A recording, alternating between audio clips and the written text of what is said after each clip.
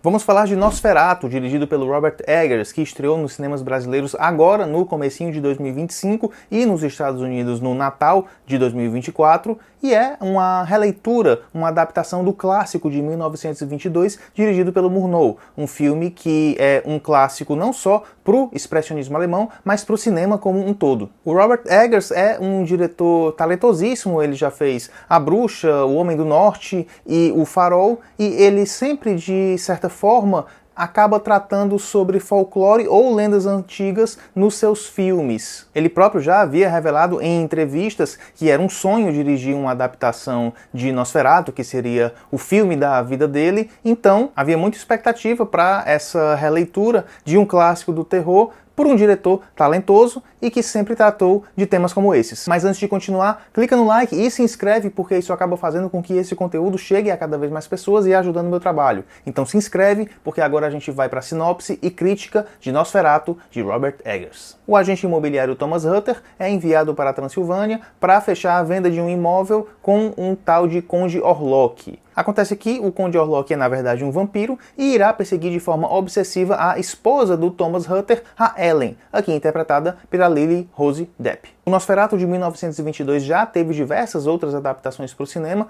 uma das mais conhecidas é a de 1979, dirigida pelo Werther Herzog, uma adaptação de imagens bem fortes e um texto bem poético, mais poético inclusive do que o primeiro filme de 1922. Mas cada um com as suas releituras, e nessa releitura do Robert Eggers, uma das coisas que chama a atenção é como ele adentra mais em algumas questões que as outras adaptações mais famosas, pelo menos, não adentravam, como por que o Thomas Hutter tem que se deslocar até a Transilvânia para o Conde Orlok assinar um contrato? Se já está certa a venda do imóvel, por que o Conde Orlok não vai para a cidade para assinar a escritura lá? Nesse filme eles rapidamente questionam e respondem essa questão. Traz à tona detalhes menores, como esse, e também questões maiores, como o motivo por trás dessa obsessão do Conde Orlok, do Nosferatu, com a Ellen, a esposa do Thomas Hutter. Essa relação entre os dois, aqui na obra do Robert Eggers, é aprofundada. Esse mergulho maior é muito bem-vindo, uma das maiores características positivas dessa nova adaptação, dada a competência do filme em deixar o espectador sempre investido nessa relação abusiva e doentia entre os dois. Já em outros pontos eu não tenho tanta certeza assim se foi uma boa ideia dar uma aprofundada, como dar um foco um pouco maior na família que acolhe a Ellen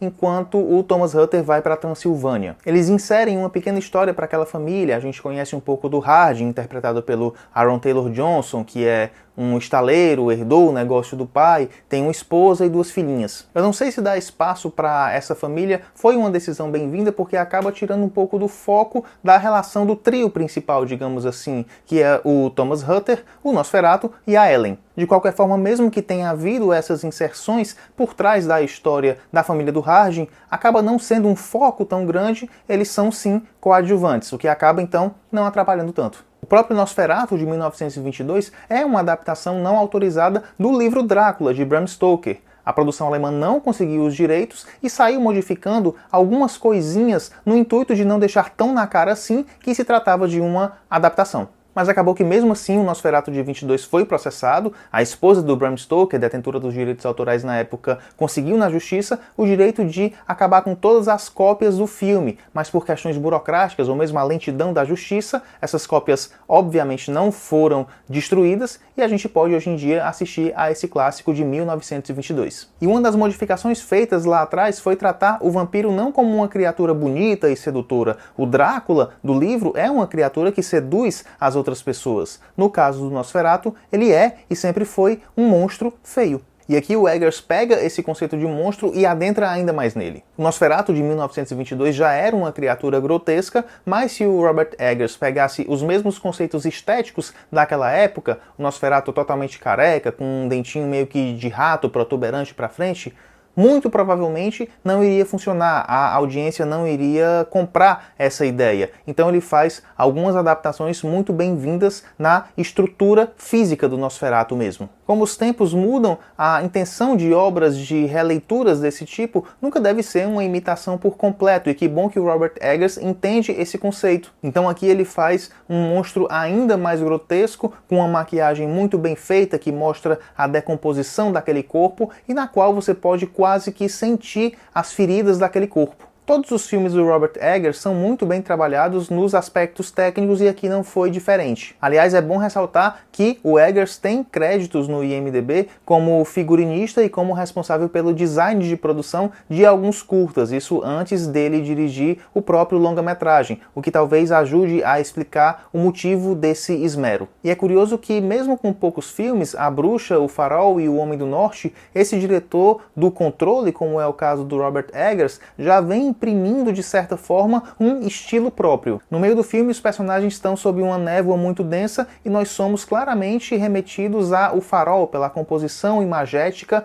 daquela cena, por exemplo. No início do filme também há uma outra cena na qual a câmera faz um movimento panorâmico, no qual ela fica fixa, mas faz um movimento de 360 para mostrar todo o ambiente, no qual somos remetidos claramente a filmes como O Homem do Norte ou A Bruxa, que também tem muitos desses movimentos. E o filme é bastante competente em inserir esses movimentos junto de passagens que levam o espectador a sentir o desconforto, por exemplo. A cena na qual o Thomas está chegando numa pousada para descansar um pouco depois de uma longa viagem mostra os nômades romenos, aqueles ciganos cantando e dançando, e é quando a gente tem esse movimento, é uma câmera subjetiva para representar o olhar do Thomas, digamos assim, mas em um determinado momento esses nômades começam a olhar para a lente, olhar para o Thomas no caso, e rir, gargalhar. Mas como eles olham para a câmera, é como se eles estivessem rindo e gargalhando também do espectador, o que gera essa sensação de inquietação nervosa. E a montagem também colabora para esse desconforto.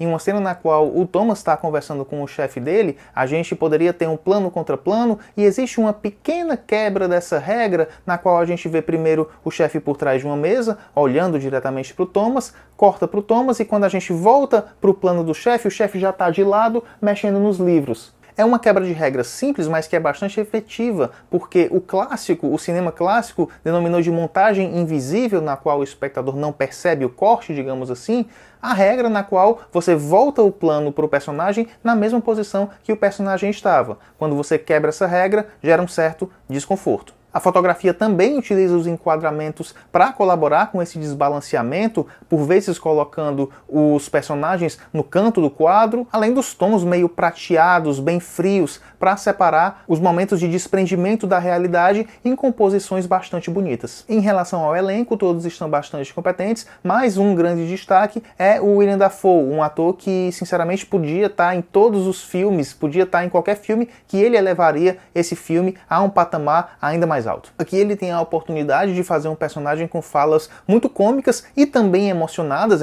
no sentido de transmitir com bastante vigor a emoção para o espectador, como numa cena em que ele fala "desamarre essa criança" quando a Ellen está amarrada numa cama, por exemplo.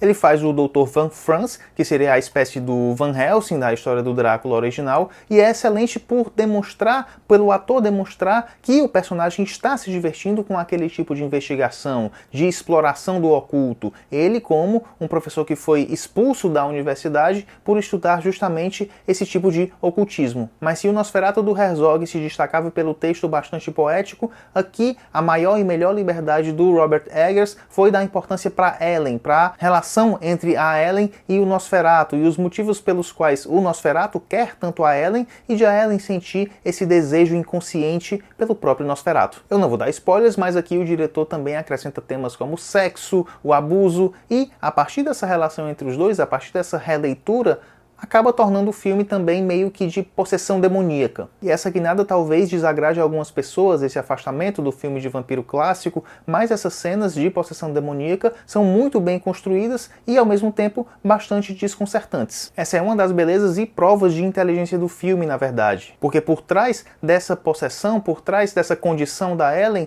existe uma condição psíquica na qual ela consegue sentir o Nosferatu. E todos esses sintomas vão sendo tratados pelos personagens masculinos ao redor dela num verniz de ciência, num verniz de estudo, mas que acabam tratando ela como louca. A Ellen acaba se tornando o maior destaque dessa adaptação do Eggers por se afastar desse conceito de personagem feminino das outras adaptações que não tem muita escolha. E isso tudo acaba resultando em um filme que de maneira nenhuma faz feio em relação ao clássico e nem em relação à filmografia do Robert Eggers. Beleza, pessoal? Me conta aí nos comentários o que foi que você achou de Nosferatu ou se você vai assistir, porque a gente fica por aqui hoje. Então, até o próximo vídeo. Tchau!